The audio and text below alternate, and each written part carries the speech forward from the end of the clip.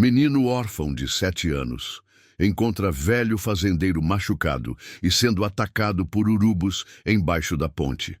Mas o que ele faz em seguida choca a todos. Assista até o final, você não vai se arrepender. Comente o que você acha que vai acontecer, sua opinião é muito importante, e se inscreva no meu canal para apoiar meu trabalho. Sua ajuda é muito importante. A manhã de setembro chegou envolta em uma névoa densa que abraçava a pequena cidade de Águas Claras como um lençol cinzento. Miguel Henrique dos Santos, de apenas 7 anos, caminhava descalço pela estrada de terra batida que serpenteava entre as casas simples até chegar à escola municipal. Seus pés pequenos, calejados pelo hábito de andar sem sapatos, pisavam com cuidado entre as pedras soltas e os buracos deixados pela última chuva. O menino carregava nos ombros magros uma mochila remendada que havia pertencido a pelo menos 3 outras crianças antes dele. Sua roupa, uma camiseta desbotada e uma bermuda que ficava ligeiramente grande demais, denunciava sua condição de órfão abrigado na Casa São Vicente, o único orfanato da cidade. Apesar da pobreza material, Miguel possuía olhos vivos e curiosos, sempre observando tudo ao seu redor com uma intensidade que impressionava os adultos. Naquela manhã específica, algo estava diferente.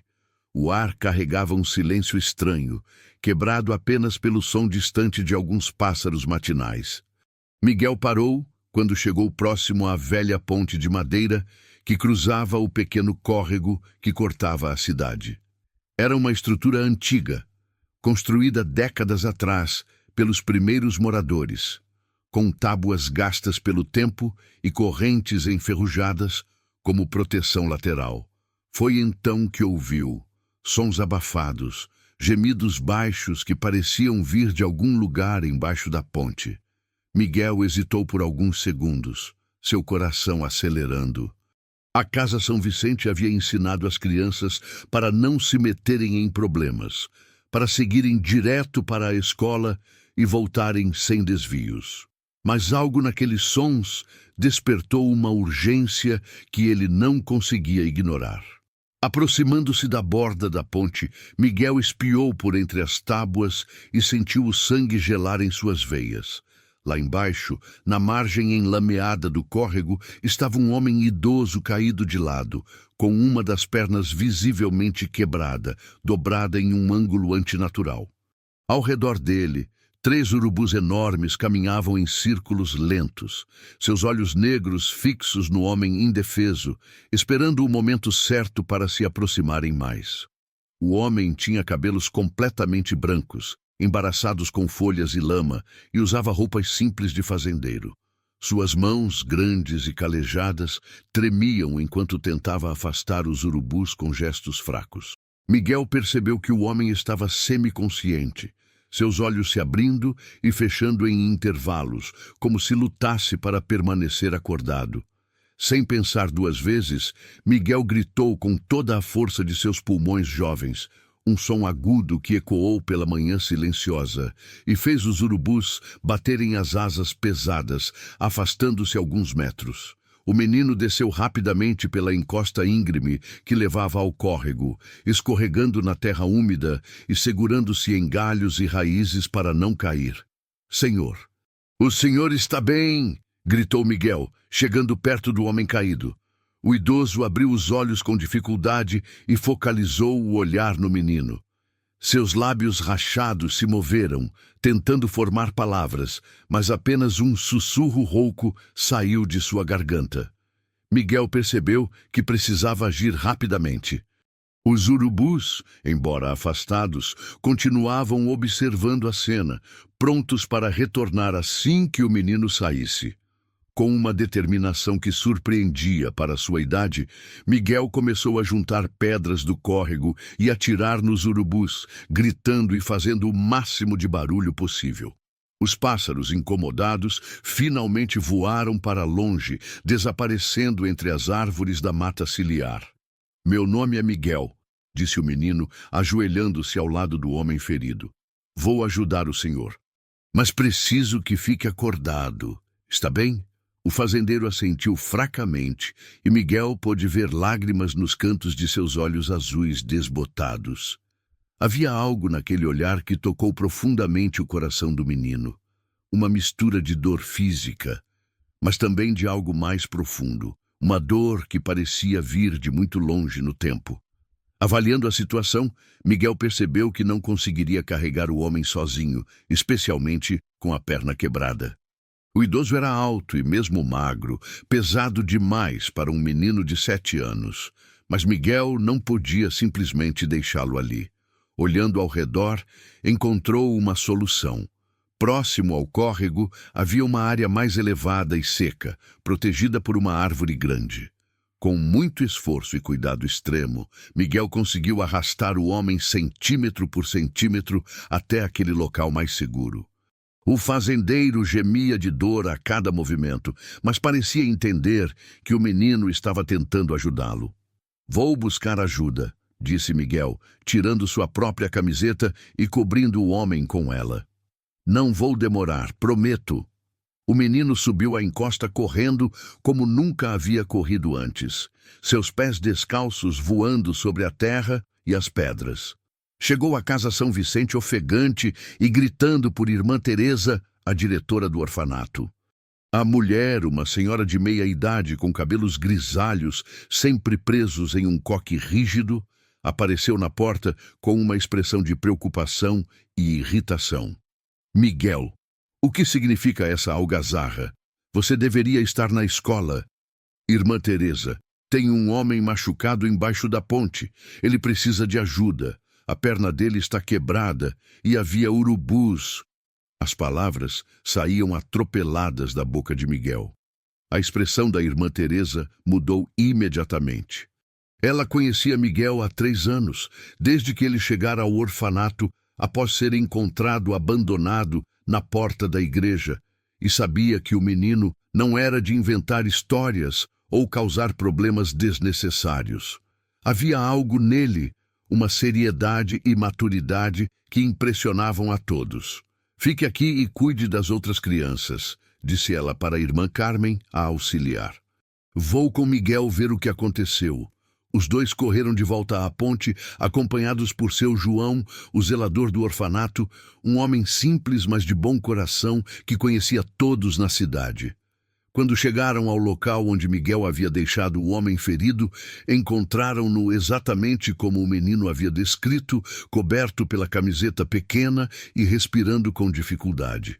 "Meu Deus", sussurrou irmã Teresa. "É Joaquim Silva, o fazendeiro da Colina Verde." Seu João franziu a testa. "Dona Teresa, esse homem vive sozinho há mais de 20 anos naquela fazenda no alto da colina. Ninguém sabe muito sobre ele, só que chegou aqui de longe e nunca se misturou com o povo da cidade." Miguel olhou para o homem com renovado interesse. Havia algo de misterioso naquele fazendeiro solitário, algo que despertava sua curiosidade natural. Por que ele vivia isolado? O que o havia trazido para Águas Claras? E mais importante, como ele havia se machucado tão gravemente? Seu João correu até a cidade para chamar Dr. Antônio, o único médico da região, enquanto irmã Teresa e Miguel ficaram com o homem ferido. Durante a espera, Miguel notou detalhes estranhos. As roupas do fazendeiro, embora simples, eram de boa qualidade. Suas mãos, apesar de calejadas, tinham unhas cuidadas e havia um pequeno caderno molhado caído ao lado dele, com páginas cobertas de anotações em uma letra miúda e cuidadosa. Quando o Dr. Antônio chegou, trouxe consigo 2 homens para ajudar a transportar o ferido. O médico, um homem jovem e dedicado que havia escolhido trabalhar no interior por acreditar que podia fazer a diferença, examinou rapidamente o paciente. Fratura exposta na tíbia, possível concussão, desidratação severa, murmurou para si mesmo. "Precisamos levá-lo para minha clínica imediatamente." Enquanto os homens preparavam uma maca improvisada, Miguel percebeu que o fazendeiro tentava falar algo. Aproximou-se e curvou o ouvido próximo aos lábios do homem. Obrigado, menino. Você me salvou, sussurrou Joaquim com voz fraca, mas cheia de emoção. Miguel sentiu algo se remexer dentro do peito, uma sensação estranha e calorosa que nunca havia experimentado antes. Era como se aquelas palavras simples tivessem criado uma conexão inexplicável entre eles. Vai ficar tudo bem, seu Joaquim, disse Miguel, segurando a mão grande e rugosa do fazendeiro. Eu prometo. Joaquim apertou fracamente a mão do menino antes de fechar os olhos, perdendo a consciência novamente. Miguel o observou sendo carregado para longe, sentindo uma mistura confusa de preocupação, curiosidade e algo que não conseguia nomear, mas que parecia muito com o início de um carinho genuíno. Naquela tarde, em vez de ir para a escola, Miguel passou horas na Casa São Vicente, inquieto e pensativo. Não conseguia parar de pensar no fazendeiro ferido, nas circunstâncias misteriosas do acidente e na sensação estranha de que suas vidas haviam se entrelaçado de uma forma que mudaria tudo para sempre. Irmã Teresa notou o comportamento incomum do menino durante o jantar. Miguel, que normalmente comia com apetite e conversava animadamente com as outras crianças, apenas mexia a comida no prato e respondia com monossílabos quando questionado. Miguel, disse ela, aproximando-se dele após a refeição, você fez uma coisa muito importante hoje. Salvou a vida de um homem. Deve estar se sentindo confuso com tudo isso.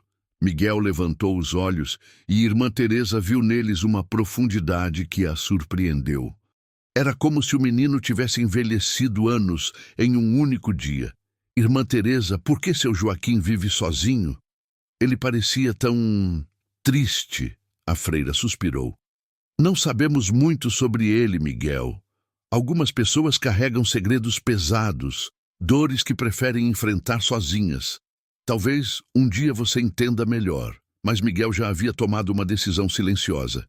Havia algo no olhar do fazendeiro, uma vulnerabilidade escondida por trás da aparente solidão que tocou uma fibra profunda em Miguel.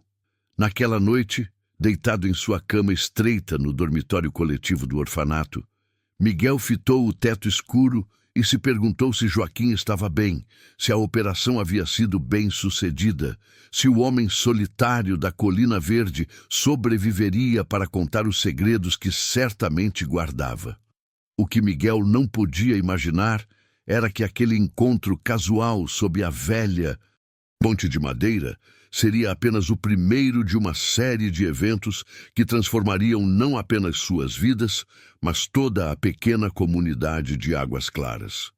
Independentemente dos segredos que Joaquim Silva carregasse, independentemente dos mistérios que cercavam sua vida solitária, o menino sentia que tinha uma responsabilidade para com aquele homem.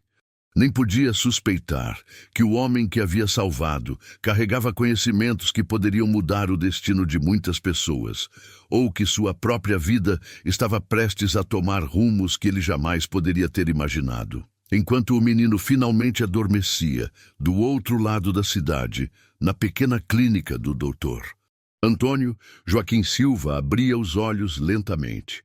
Sua mente ainda confusa pela medicação, mas com uma certeza cristalina pulsando em seu coração. O menino que o havia salvado era especial e, de alguma forma, seus destinos estavam interligados de uma maneira que transcendia o acaso. 3 dias haviam se passado desde o acidente e Miguel não conseguia se concentrar em mais nada. Durante as aulas na escola municipal, seus pensamentos voavam constantemente para a pequena clínica onde Joaquim Silva estava internado. A professora Dona Marisa, uma mulher gentil de 50 anos, que dedicara sua vida a educar as crianças de Águas Claras, havia notado a distração do menino. Miguel, você está prestando atenção na lição sobre as plantas da nossa região? Perguntou ela com carinho, aproximando-se da carteira dele. O menino levantou os olhos corado. Desculpe, Dona Marisa, é que eu continuo pensando no homem que encontrei ferido. Dona Marisa sorriu com compreensão. Ela havia ouvido toda a história através da rede de fofocas da pequena cidade e ficara impressionada com a coragem e a compaixão de Miguel. Que tal se, depois da aula, passarmos na clínica para saber como ele está? Tenho certeza de que Irmã Teresa nos daria permissão. O rosto de Miguel se iluminou pela primeira vez em dias. A senhora faria isso mesmo? Claro. Mas primeiro, termine de copiar sobre a erva cidreira e suas propriedades medicinais. Miguel mergulhou na atividade com um renovado interesse, sem saber que aquela lição sobre plantas medicinais seria profeticamente importante para seu futuro. Quando o sino da escola tocou, anunciando o fim das aulas, o menino esperou ansiosamente enquanto Dona Marisa arrumava seus materiais. A clínica do doutor Antônio funcionava na parte da frente de sua casa, uma construção simples, mas bem cuidada, pintada de branco com detalhes azuis. As paredes eram decoradas com diplomas médicos e fotografias da cidade em suas primeiras décadas. O cheiro de desinfetante se misturava com o aroma de ervas que Dr. Antônio cultivava em seu pequeno jardim lateral. Doutor, como está o seu Joaquim? Perguntou Miguel assim que entraram na clínica. Doutor. Antônio, um homem jovem de 35 anos, com olhos bondosos por trás de óculos de aros finos, sorriu ao ver o menino. Ah, Miguel, ele tem perguntado por você. A perna está se recuperando bem, mas o que mais me preocupa é o estado emocional dele. Parece carregar uma tristeza muito profunda. Posso vê-lo? Pediu Miguel, seus olhos brilhando de ansiedade. Claro, mas apenas por alguns minutos. Ele ainda precisa de muito repouso. Joaquim estava deitado em uma cama simples no pequeno quarto dos fundos da clínica. Sua perna esquerda estava engessada e elevada, e havia curativos em alguns arranhões no rosto. Mas foi o olhar do fazendeiro que chamou a atenção de Miguel. Havia algo diferente nele, uma mistura de vulnerabilidade e curiosidade que não estava presente naquele primeiro encontro. Miguel, disse Joaquim, sua voz ainda fraca, mas mais clara que antes. Você veio me ver. Como não viria? Respondeu o menino, aproximando-se da cama. O senhor está se sentindo melhor? Fisicamente, sim. Mas, Miguel, preciso te contar algo. O que aconteceu comigo não foi um acidente comum. Dona Marisa e Dr. Antônio trocaram olhares preocupados, mas Joaquim continuou. Eu estava tentando proteger algo muito importante na minha propriedade. Há pessoas, empresários da capital, que querem comprar minha terra para construir um resort. Eles não aceitam meu não como resposta. Miguel sentiu um frio na barriga. O senhor estava fugindo deles? Não exatamente fugindo, mas... Digamos que nossa última conversa não foi muito amigável. Eu tropecei e caí da ponte porque estava perturbado, com medo do que eles poderiam fazer com a minha fazenda. Dr. Antônio franziu o senho. Joaquim, se você está sendo ameaçado, deveria procurar as autoridades. O fazendeiro riu amargamente. Doutor, esses homens têm muito dinheiro e influência. O que um velho solitário pode fazer contra eles? Miguel sentiu uma raiva crescer dentro dele, uma emoção que o surpreendeu pela intensidade. Mas por que a terra do senhor é tão importante? Por que não pode vender? Joaquim olhou profundamente nos olhos do menino, como se estivesse avaliando se podia confiar nele. Após alguns momentos de silêncio, tomou uma decisão. Miguel, você saberia guardar um segredo muito importante? O menino assentiu solenemente. Na minha propriedade, eu cultivo plantas muito especiais. Não são plantas comuns. São espécies que meu avô me ensinou a cuidar, plantas medicinais que existem há gerações na nossa família. Algumas delas são tão raras que botânicos do mundo inteiro dariam qualquer coisa para estudá-las. Dona Marisa se aproximou, interessada. Plantas medicinais. Que tipo de plantas? Plantas que podem curar doenças que a medicina moderna ainda não consegue tratar completamente. Plantas que têm propriedades únicas, desenvolvidas através de técnicas ancestrais de cultivo que meu avô aprendeu com os índios da região, muito antes desta cidade existir. O silêncio no quarto era palpável. Dr. Antônio, com sua formação médica, estava visivelmente cético, mas também intrigado. Miguel, por outro lado, bebia cada palavra como se fossem verdades sagradas. Por isso o senhor vive sozinho?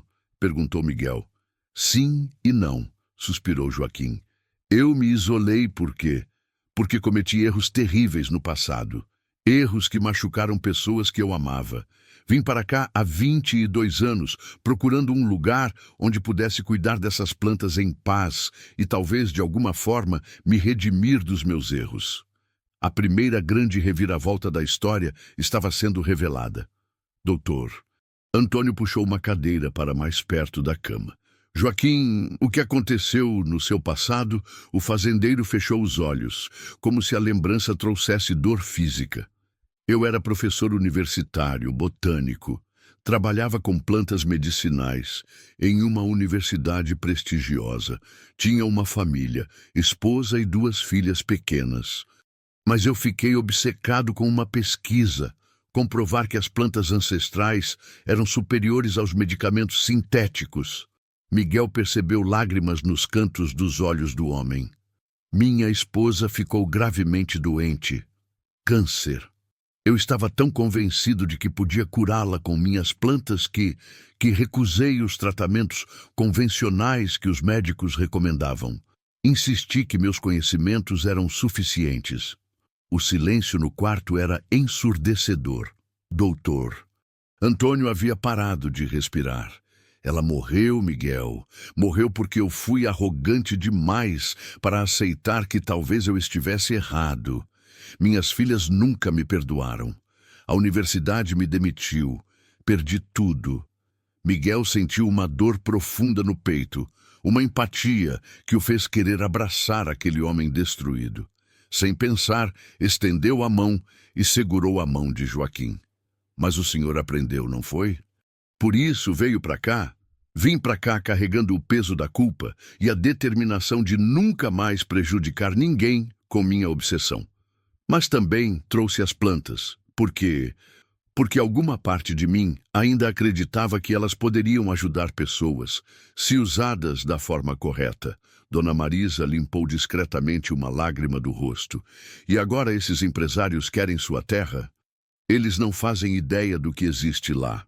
Para eles, é apenas uma propriedade bem localizada para construir um empreendimento turístico. Mas se conseguirem minha terra, décadas de cultivo cuidadoso serão destruídas em questão de semanas. Miguel se levantou da cadeira, uma determinação ardendo em seus olhos jovens. Então nós não podemos deixar isso acontecer. Dr. Antônio sorriu pela primeira vez durante a conversa. Miguel, admiro sua lealdade, mas isso é um problema complexo para adultos resolverem. Não, doutor, disse Miguel, com uma seriedade que surpreendeu a todos. Seu Joaquim me salvou também. Quando eu o encontrei debaixo da ponte, eu estava me sentindo sozinho, muito sozinho. Cuidar dele me deu um propósito. Joaquim apertou a mão do menino. Miguel, você não precisa se sentir responsável por mim, mas eu quero ajudar, quero aprender sobre as plantas. Quero entender o que é tão especial nelas. Neste momento, uma nova voz ecoou do corredor da clínica. Era uma voz feminina, educada, mas carregada de ansiedade. Com licença, é aqui que está internado um homem chamado Joaquim Silva? Dr. Antônio se dirigiu à porta do quarto e encontrou uma mulher elegante de cerca de 40 anos, vestida com roupas caras, mas amarrotadas, como se tivesse viajado com pressa. Seus cabelos castanhos estavam desarrumados e seus olhos vermelhos denunciavam que havia chorado recentemente. Sou sua filha, disse ela, a voz tremendo. Sou Beatriz Silva Santos. Recebi um telefonema informando que meu pai havia se acidentado. O mundo pareceu parar. Joaquim empalideceu visivelmente, suas mãos tremendo. Miguel sentiu como se tivesse levado um soco no estômago. Beatriz, sussurrou Joaquim, mal conseguindo formar a palavra. A mulher apareceu na porta do quarto e o encontro entre pai e filha, após mais de 2 décadas, foi carregado de uma emoção tão intensa que todos os presentes sentiram o ar ficar pesado. "Papai", disse ela, e a palavra saiu como um soluço contido. Miguel observou a cena com uma mistura de alegria por Joaquim e um medo terrível crescendo dentro dele. Se Joaquim tinha uma filha adulta e bem-sucedida que havia vindo buscá-lo, isso significava que ele poderia ir embora.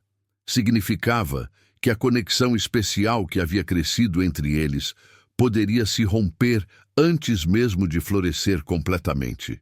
Dr. Antônio fez um gesto discreto para Miguel e Dona Marisa, indicando que deveriam dar privacidade à família. Mas enquanto saíam do quarto, Miguel ouviu fragmentos da conversa que se iniciava. "Beatriz, como você me encontrou?" "Contratei um detetive particular há 2 anos, papai. 2 anos procurando por você." "Por quê?" "Depois de tudo que eu fiz, porque eu preciso te perdoar, porque Manuela precisa conhecer o avô dela." Miguel parou abruptamente no corredor. "Manuela? Joaquim tinha uma neta?" Dona Marisa pousou a mão no ombro do menino. "Miguel, eu sei que isso é difícil para você, mas pode ser uma coisa boa. Joaquim pode ter a chance de se reconciliar com sua família." Mas Miguel não estava conseguindo ver o lado positivo. Tudo em que conseguia pensar era que estava prestes a perder a primeira pessoa que havia despertado nele um sentimento verdadeiro de conexão familiar. O medo do abandono, que havia sido sua companhia constante desde que se lembrava de existir, voltou com força total, apertando seu peito como uma morsa. Do quarto, ele podia ouvir vozes emocionadas, choro e o som de 2 décadas de mágoa sendo lentamente desenterradas e examinadas. E no meio de toda aquela emoção, Miguel se sentiu como um intruso, uma criança órfã que havia se iludido pensando que poderia fazer parte da vida de alguém. Naquela tarde, caminhando de volta para a Casa São Vicente com Dona Marisa, Miguel mal falou. Sua mente fervilhava com perguntas que não sabia como fazer e medos que não sabia como expressar. "Miguel", disse Dona Marisa quando chegaram ao portão do orfanato, "lembre-se de que o amor verdadeiro não diminui quando é compartilhado." Naquela noite, deitado em sua cama, ele fitou o teto e se perguntou se não seria melhor se afastar agora, antes que a dor do inevitável abandono se tornasse insuportável.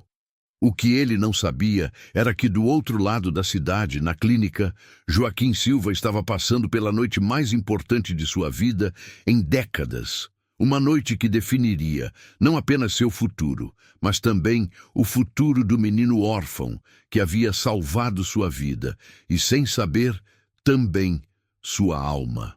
Miguel passou os 3 dias seguintes em um estado de agonia silenciosa que preocupou profundamente irmã Teresa. "Se Joaquim se importa com você, e tenho certeza de que se importa, a chegada da filha dele não vai mudar isso." Mas Miguel não tinha tanta certeza. O menino, que sempre fora reservado, mas participativo, agora se movia pela Casa São Vicente como um fantasma, cumprindo suas obrigações mecânicas, mas com os olhos vazios e distantes. "Miguel, você nem tocou no seu mingau", observou irmã Carmen durante o café da manhã, notando o prato intocado na frente do menino. "Não estou com fome", murmurou Miguel, empurrando o prato para longe. As outras crianças do orfanato haviam começado a notar a mudança também.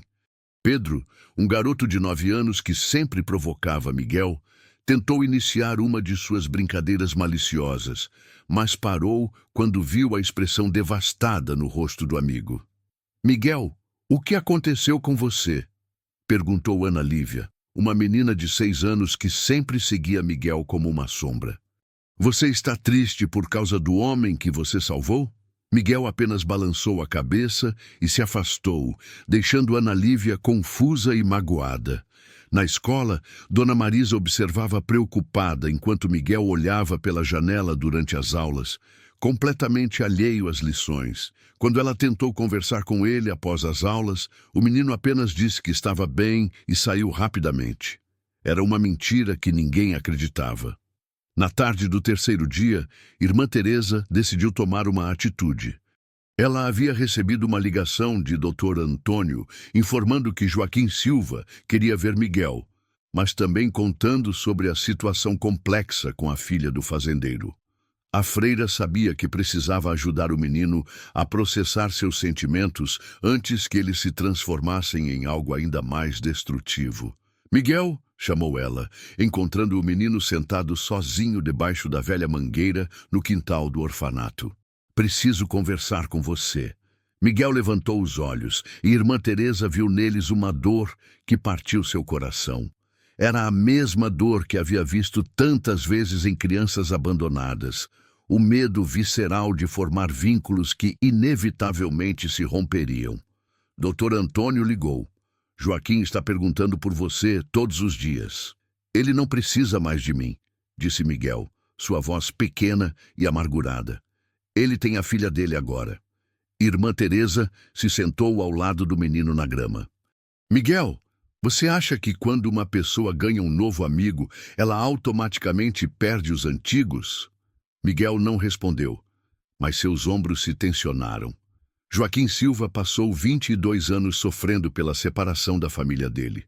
Agora, ele tem a chance de se reconciliar com a filha, mas isso não significa que ele vai esquecer do menino corajoso que salvou sua vida. Mas ele vai embora, sussurrou Miguel, finalmente deixando escapar o medo que o consumia.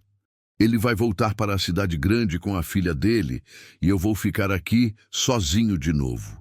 Irmã Teresa sentiu lágrimas ardendo em seus olhos. A vulnerabilidade daquele menino de 7 anos tocava uma fibra profunda em seu coração maternal. Miguel, você já pensou que talvez Joaquim precise de você tanto quanto você precisa dele? Que talvez essa reconciliação seja mais difícil e dolorosa do que você imagina? O menino levantou os olhos confuso. Vamos visitá-lo. Mas desta vez, em vez de pensar apenas na sua dor, tente perceber a dor dele também. Quando chegaram à clínica 1 hora depois, encontraram uma cena que surpreendeu Miguel. Joaquim estava sentado na beira da cama, visivelmente agitado, enquanto uma mulher elegante, que Miguel reconheceu como Beatriz, caminhava de um lado para outro do pequeno quarto, gesticulando nervosamente. Papai, você não pode ficar nesta cidade perdida para sempre, dizia Beatriz, sua voz carregada de frustração. Você tem uma neta que precisa conhecê-lo. Você tem uma vida esperando por você em São Paulo. Beatriz, minha vida está aqui agora, respondeu Joaquim, sua voz firme, mas cansada. Passei 22 anos construindo algo importante aqui. Construindo o quê? Uma existência solitária e amarga. Plantas que ninguém conhece? Foi então que Joaquim viu Miguel parado na porta e seu rosto se iluminou de uma forma que fez o coração do menino disparar. Miguel! Você veio! Exclamou Joaquim, estendendo os braços. Miguel hesitou por um momento, depois correu para o abraço. Pela primeira vez em 3 dias, sentiu-se seguro novamente. Beatriz observou a cena com uma expressão complexa, parte ciúme, parte curiosidade. Então este é o menino que você salvou. Não, corrigiu Joaquim, sem soltar Miguel. Este é o menino que me salvou, em todos os sentidos possíveis. Doutor, Antônio entrou no quarto neste momento, carregando papéis e com uma expressão preocupada. Joaquim, preciso falar com você sobre uma situação urgente. O que aconteceu? Perguntou Joaquim, sua voz imediatamente tensa. Os empresários que você mencionou estiveram aqui hoje. Eles souberam do seu acidente e, bem, eles estão alegando que você está incapacitado de cuidar da propriedade. Estão movendo uma ação legal para forçar a venda da terra. O silêncio no quarto foi ensurdecedor. Beatriz parou de caminhar abruptamente. Que empresários? Perguntou ela, sua voz sharp. Joaquim suspirou pesadamente. Beatriz, Há coisas sobre minha vida aqui que você não sabe. Esses homens querem minha terra para construir um resort, mas ela contém plantas medicinais raríssimas que... Plantas medicinais? Interrompeu Beatriz. Papai, você está falando sério? Depois de tudo que aconteceu com a mamãe, você ainda está obcecado com essas plantas? A dor que cruzou o rosto de Joaquim foi visível para todos. Miguel sentiu uma raiva crescer dentro dele. Como a filha dele podia ser tão cruel? Beatriz, disse Joaquim, sua voz tremendo. Eu sei que cometi erros terríveis no passado. Sei que minha obsessão custou a vida da sua mãe. Mas essas plantas são diferentes. Elas realmente podem ajudar pessoas, se usadas corretamente, em conjunto com a medicina moderna. Você não aprendeu nada, explodiu Beatriz. Absolutamente nada.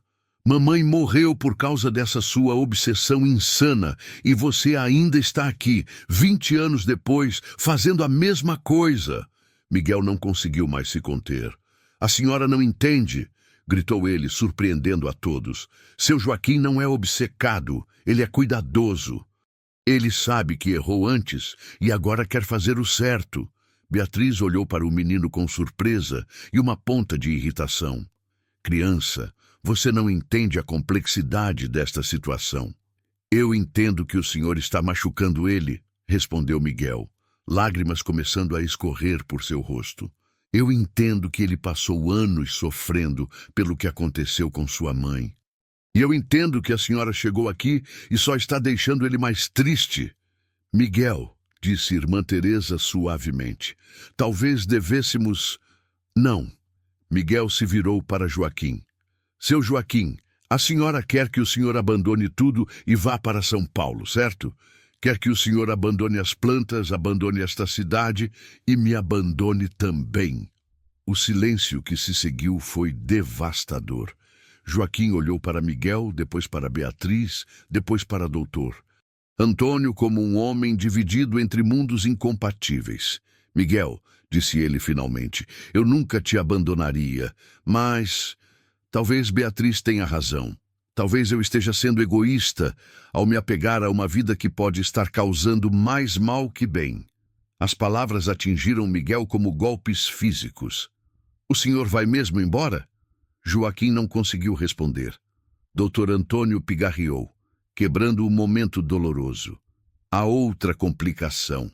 Os empresários trouxeram um advogado hoje. Eles estão alegando que Joaquim, aos 73 anos, sofrendo de um acidente que resultou em concussão, não tem capacidade mental para tomar decisões sobre a propriedade. Isso é absurdo, disse Beatriz. Pode ser, mas eles têm recursos para tornar isso uma batalha legal longa e cara. E Joaquim, sendo um homem solitário, sem família próxima registrada.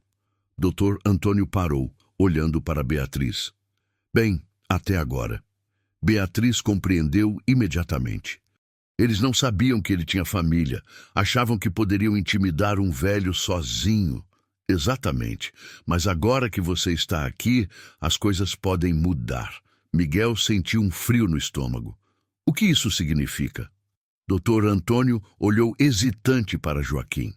Significa que Beatriz, como filha única e parente mais próximo, pode ter direitos legais sobre as decisões de Joaquim se os empresários conseguirem provar incapacidade mental. O mundo de Miguel desmoronou. Se Beatriz tivesse controle legal sobre as decisões de Joaquim, ela certamente o forçaria a vender a propriedade e voltar para São Paulo. E Miguel perderia a única pessoa que havia despertado nele um sentimento verdadeiro de pertencimento. Eu não vou deixar isso acontecer, disse Miguel, sua voz pequena, mas determinada. Miguel, disse irmã Teresa gentilmente, eu sei que é difícil, mas esta é uma situação de adultos. Não. Miguel se levantou, seus punhos cerrados. Seu Joaquim me disse que as plantas dele são importantes, que elas podem ajudar pessoas. Se esses homens destruírem tudo, nunca mais ninguém vai poder ser ajudado. Joaquim olhou para o menino com uma mistura de orgulho e tristeza. Miguel, meu menino, eu não posso deixar você se envolver nisso. Você é apenas uma criança. Mas eu não quero ser apenas uma criança, explodiu Miguel. Eu quero ajudar. Eu quero que o senhor fique. Eu quero aprender sobre as plantas. Eu quero... Sua voz quebrou. Eu quero ter uma família. O silêncio que se seguiu foi carregado de emoção. Beatriz olhou para o menino e, pela primeira vez desde que chegara, sua expressão endurecida começou a amolecer. Miguel, disse Joaquim, sua voz quebrada de emoção. Você já é minha família. Você é a família que eu escolhi.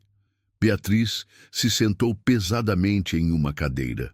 Papai, você realmente acredita que essas plantas podem ajudar pessoas? Mesmo depois da mamãe? Sim, disse Joaquim firmemente, mas não da forma que eu acreditava antes, não como substituição para a medicina moderna, mas como complemento. Dr. Antônio tem me ajudado a entender isso. Dr. Antônio assentiu. As plantas de Joaquim realmente têm propriedades interessantes. Eu tenho estudado algumas delas e há potencial real para pesquisa séria em parceria com a medicina convencional. Beatriz ficou em silêncio por um longo momento, processando tudo. Finalmente, olhou para Miguel. Menino, você disse que quer aprender sobre as plantas? Miguel assentiu fervorosamente. E você, papai? Você realmente acredita que pode ensinar responsavelmente, sem repetir os erros do passado? Com toda a minha alma, respondeu Joaquim. Beatriz suspirou profundamente. Então, talvez possamos encontrar uma solução que funcione para todos. Miguel sentiu uma fagulha de esperança acender em seu peito. Mas, continuou Beatriz, sua voz ficando séria, esses empresários não vão desistir facilmente. E se eles realmente tiverem poder legal e financeiro, neste momento, a porta da clínica se abriu bruscamente e seu João, o zelador do orfanato, apareceu ofegante. Irmã Teresa, Dr. Antônio, tem uns homens de terno na Casa São Vicente procurando por Miguel. Eles dizem que são advogados e querem falar com o menino sobre o acidente na ponte. Miguel sentiu o sangue gelar em suas veias. Os empresários haviam descoberto sua conexão com Joaquim e agora vinham atrás dele também. Joaquim tentou se levantar da cama, ignorando a dor na perna engessada. Eles não podem envolver uma criança nisso. Beatriz se levantou rapidamente. Papai, você não pode sair desta cama. Miguel, venha comigo. Agora... Para onde? Perguntou Miguel, confuso e assustado. Para a fazenda do seu pai. Se esses empresários querem uma briga, vamos mostrar a eles exatamente o que eles estão tentando destruir. Enquanto se preparavam para partir, Miguel olhou para trás e viu Joaquim estendendo a mão para ele. O menino correu e segurou a mão do fazendeiro. Miguel, seja qual for o que acontecer, lembre-se, você me salvou e agora eu vou salvá-lo também. Prometo. Mas enquanto Miguel saía da clínica com Beatriz, ele não podia saber que os próximos eventos testariam essa promessa de maneiras que nenhum deles poderia imaginar, e que a verdadeira batalha pela fazenda e por sua nova família estava apenas começando. O caminho até a fazenda de Joaquim era íngreme e pedregoso, serpenteando pela colina verde através de uma estrada de terra que havia muito não recebia manutenção. Beatriz dirigia seu carro com cuidado, enquanto Miguel se agarrava no banco do passageiro, observando a paisagem que se transformava gradualmente de campos cultivados para uma vegetação mais selvagem e exuberante.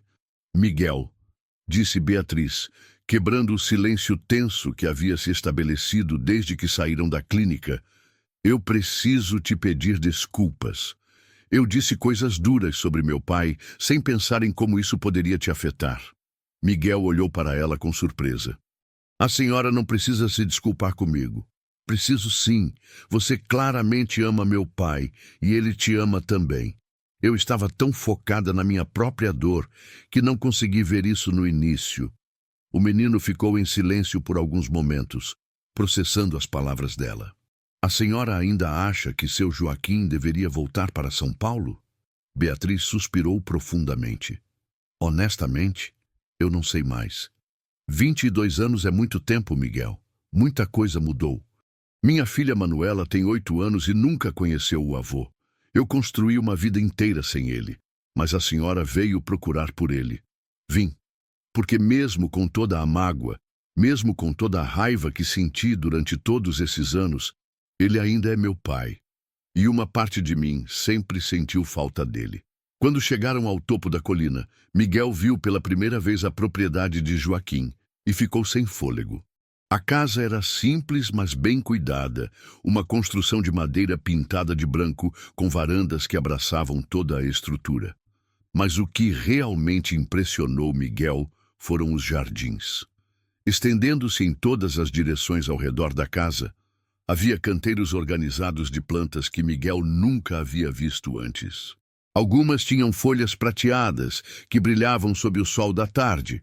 Outras exibiam flores em cores impossíveis, roxos profundos, azuis elétricos, vermelhos que pareciam pulsar com vida própria. O ar estava carregado de perfumes diversos, alguns doces, outros picantes, todos misturados em uma sinfonia olfativa única. Meu Deus! Sussurrou Beatriz saindo do carro. Papai criou tudo isso? Miguel caminhou entre os canteiros como se estivesse em um sonho. Cada planta parecia ter sua própria personalidade, sua própria história. Havia placas pequenas e discretas identificando cada espécie, com anotações sobre propriedades medicinais e cuidados específicos. Vejam isso, disse Miguel, parando diante de uma seção específica do jardim. Essas plantas aqui são diferentes das outras. Beatriz se aproximou e viu que Miguel estava certo. Havia uma área separada, cercada por uma pequena cerca de bambu, onde cresciam plantas que pareciam mais antigas, mais primitivas de alguma forma. As placas identificadoras eram diferentes também, escritas à mão em uma caligrafia cuidadosa, mas com informações que pareciam mais técnicas e detalhadas. Espécies nativas preservadas, leu Beatriz de uma das placas. Cultivo baseado em técnicas ancestrais dos povos Caiapó. Miguel se abaixou para examinar uma planta pequena com folhas quase translúcidas. Seu Joaquim disse que o avô dele aprendeu com os índios da região. Foi então que ouviram o som de veículos se aproximando. 2 carros pretos subiram a estrada de terra, levantando uma nuvem de poeira. Miguel sentiu o estômago se apertar. Eles nos encontraram, sussurrou ele. Beatriz instintivamente se posicionou na frente de Miguel quando 4 homens de terno saíram dos carros. 3 deles eram grandes e intimidadores, claramente segurança. O quarto era um homem magro de meia-idade, com cabelos penteados para trás e óculos escuros, carregando uma pasta de couro. Senhora Santos, disse o homem magro, claramente já conhecendo a identidade de Beatriz. Meu nome é Ricardo Mendes, representante legal da Grupo Progresso Imobiliário. Precisamos conversar. Esta é propriedade privada, respondeu Beatriz, mantendo sua voz firme. Vocês estão invadindo.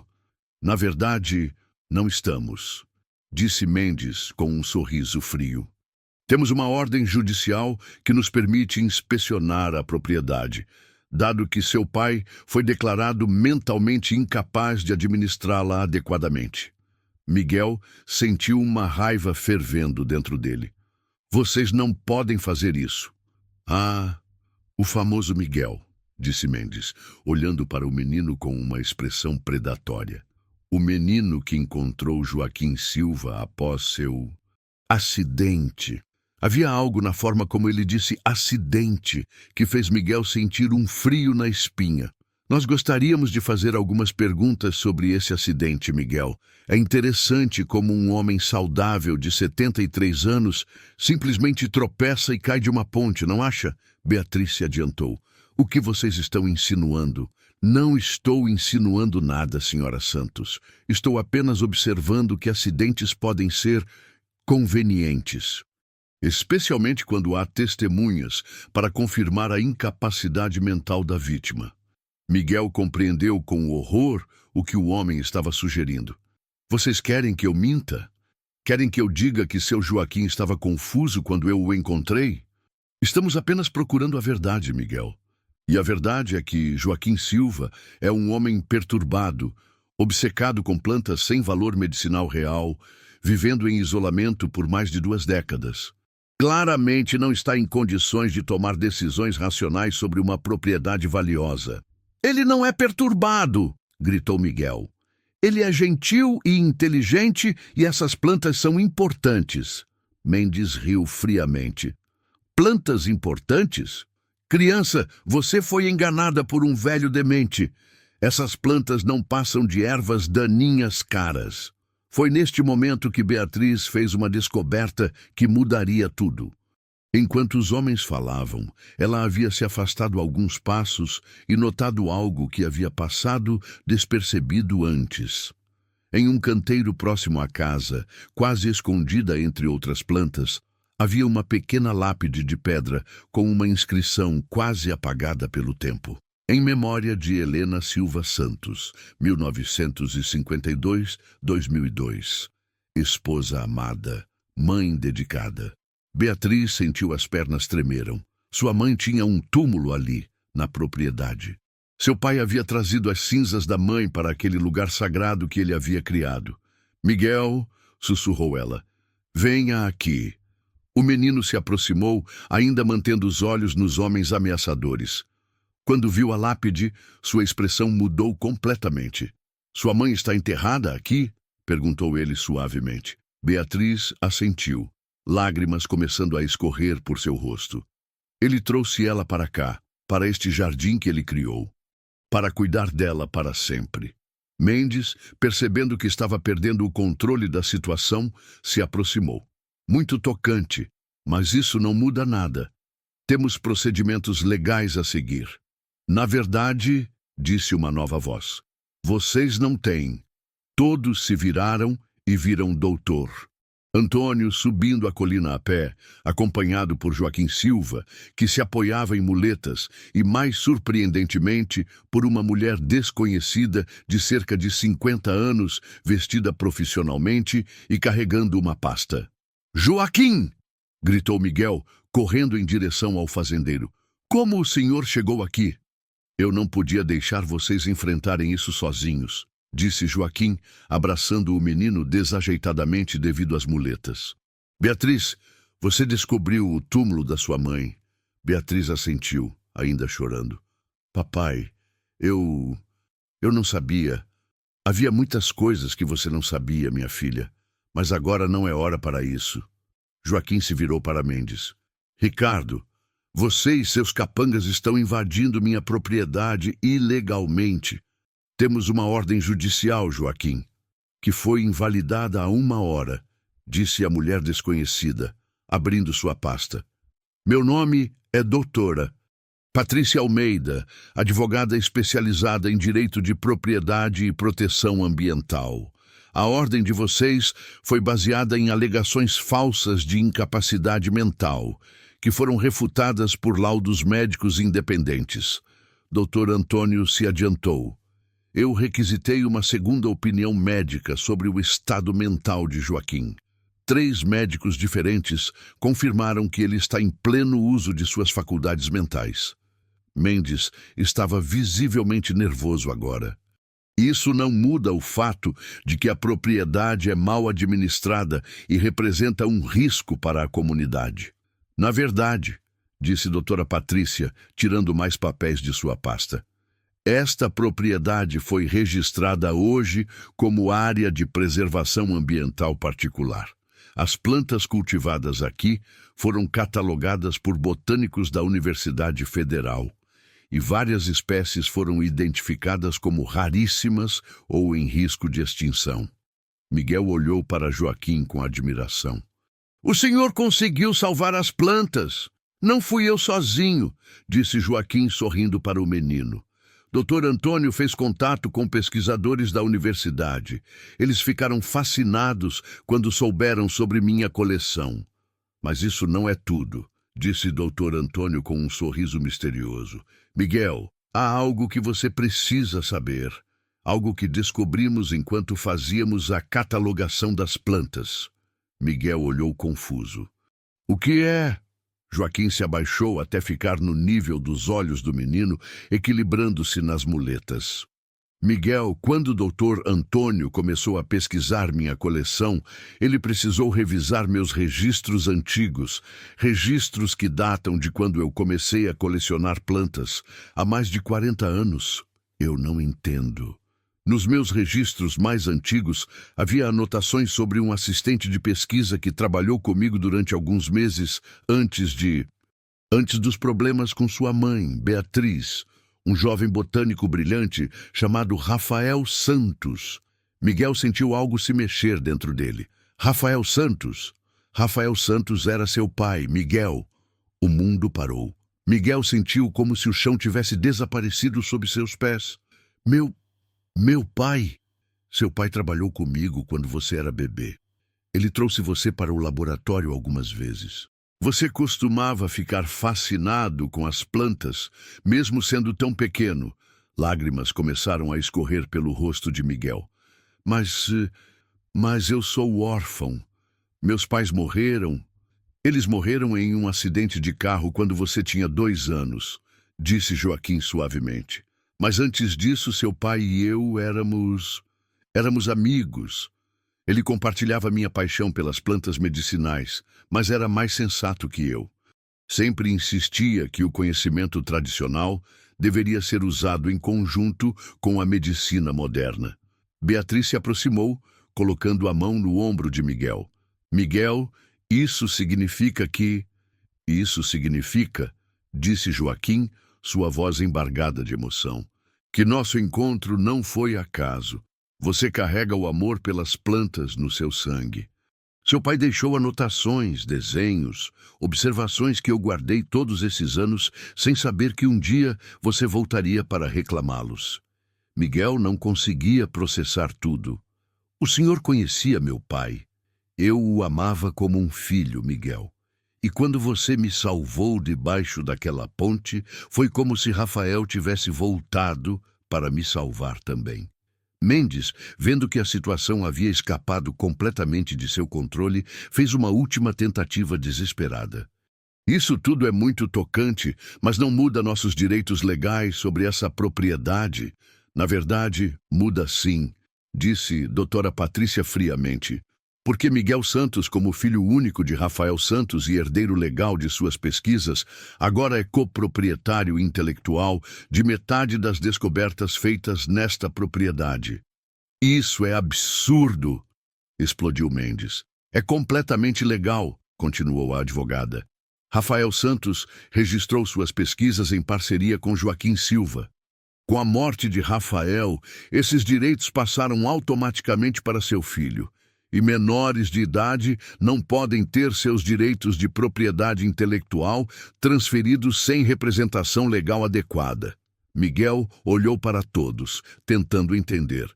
Isso significa que eu realmente pertenço aqui? Significa mais que isso, disse Joaquim, largando uma muleta para poder abraçar o menino adequadamente. Significa que você é minha família de 2 formas, pela escolha do coração e pelo legado do seu pai. Beatriz se aproximou e, para surpresa de todos, incluiu Miguel no abraço. Significa que você é meu irmão de criação também. Mendes e seus homens, percebendo que haviam perdido completamente, começaram a se retirar. Isso não acabou, murmurou Mendes enquanto caminhava para os carros. Na verdade, acabou sim, disse doutora Patrícia. Porque além de tudo que já foi exposto, meus investigadores descobriram que sua empresa estava usando métodos de intimidação ilegais para forçar vendas de propriedades rurais. O Ministério Público já foi notificado. Enquanto os carros pretos desciam a colina deixando uma nuvem de poeira, Miguel ainda estava tentando processar tudo o que havia acontecido. Seu Joaquim, quer dizer, Você realmente conheceu meu pai? Conheci e amei Miguel. Ele era um homem extraordinário, exatamente como você está se tornando. E agora, o que vai acontecer conosco? Joaquim olhou para Beatriz, que sorriu e assentiu. Agora, Miguel, vamos construir uma nova família. Uma família que honra o passado, mas olha para o futuro. Beatriz vai trazer Manuela para conhecer este lugar e talvez até se mudar para cá por um tempo. Dr. Antônio vai ajudar a estabelecer um centro de pesquisa que combine conhecimento tradicional e medicina moderna. E você vai aprender tudo que seu pai queria te ensinar e muito mais. Vai se tornar o guardião dessas plantas, como ele teria sido. Miguel sentiu uma felicidade tão intensa que mal conseguia respirar. E a Casa São Vicente, Irmã Teresa, que havia chegado silenciosamente durante a conversa, se aproximou. Miguel, você sempre será bem-vindo na Casa São Vicente. Mas acho que agora você encontrou onde realmente pertence. Enquanto o sol se punha sobre a colina verde, pintando o jardim de plantas medicinais com tons dourados e rosados, Miguel olhou ao redor e finalmente compreendeu o que era ter uma família verdadeira. Não uma família perfeita, mas uma família real, com histórias complicadas, dores antigas e esperanças renovadas. Joaquim, apoiado em suas muletas, contemplou os canteiros que havia cuidado sozinho por tantos anos. Miguel, seu pai costumava dizer que as plantas nos ensinam sobre paciência, cuidado e ciclos de vida. Que elas nos mostram que mesmo depois da maior devastação, a vida sempre encontra um jeito de florescer novamente. Miguel assentiu, compreendendo que sua própria vida havia sido exatamente isso. Devastação, seguida de um florescimento inesperado e belo. Seu Joaquim, quer dizer vovô, experimentou Miguel, gostando do som das palavras. Joaquim sorriu com lágrimas nos olhos. Sim, meu neto do coração, posso aprender a fazer mudas das plantas do meu pai. Podemos aprender juntos, Miguel. Você, eu, Beatriz e Manuela, uma família de jardineiros cuidando das plantas que seu pai amava. Enquanto caminhavam de volta para a casa, Miguel segurou a mão livre de Joaquim e olhou para trás, para o túmulo de Helena. Ele compreendeu que aquele lugar era mais que um jardim. Era um santuário onde o amor transcendia a perda, onde os erros do passado se transformavam em sabedoria para o futuro e onde um menino órfão finalmente havia encontrado não apenas uma família, mas seu verdadeiro propósito na vida.